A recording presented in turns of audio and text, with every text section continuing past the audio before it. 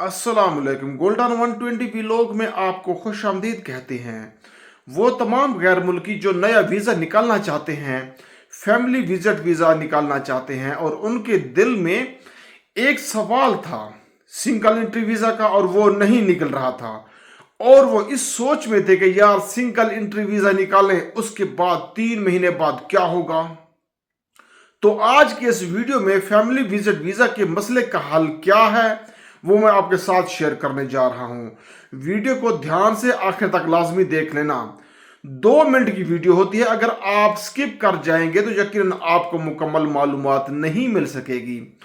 कुछ अरसा से सोशल मीडिया पर वीडियोस गर्दिश में हैं जिसमें यह बताया जा रहा है कि family visit visa single entry extend हो गया है। काफ़ी सारे लोगों ने उसे शेयर भी की। उसकी मुकम्मल तफसील मैं आपके सामने रखने जा रहा हूं। देखें दोस्तों, सिंगल एंट्री एक्सटेंशन हो रही है, उसका तरीकाकार क्या है वो भी मैं आपको बताऊंगा, और उसमें बहुत सारी टेक्निकल चीज़ें हैं जो आपको समझना बहुत ज़रूरी है।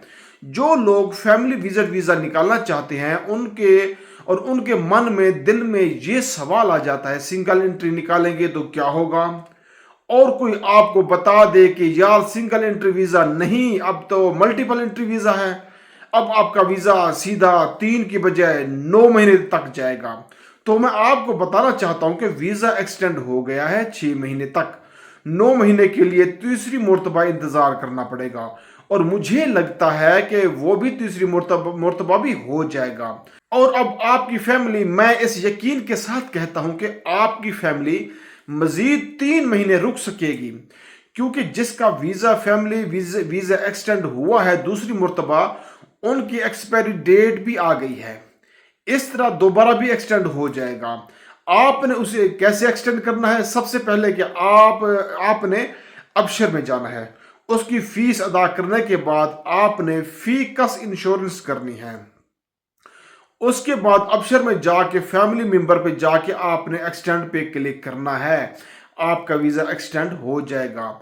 काफ़ी लोगों को एरर का मसला भी आ सकता है, और बाज़ लोग ऐसा भी हो जाता है कि आधे लोगों का हो जाए आधे लोगों का ना हो। तो उसके लिए आपने करना क्या है कि जब आपको एक्सटेंड का मैसेज आ जाए, यानी एक्सपायर से हफ्ता पहले आपको मैसेज आएगा, आपने फ़ौरन फीस अदा कर देनी है और साथ इंश्योरेंस भी कर देनी है। फिर आपने सेट पे जाके अगले दिन एक्सटेंड करना है। अगर एरर आता है तो फौरन आपने तवासल से रिक्वेस्ट सेंड करेंगे, और उसके बाद तवासल से रिप्लाई नहीं आता तो आपने ताखीर नहीं करनी, जवाजात ऑफिस चले जाना है, वहां पर जाके आपने अपना वीज़ा एक्सटेंड करवा लेंगे।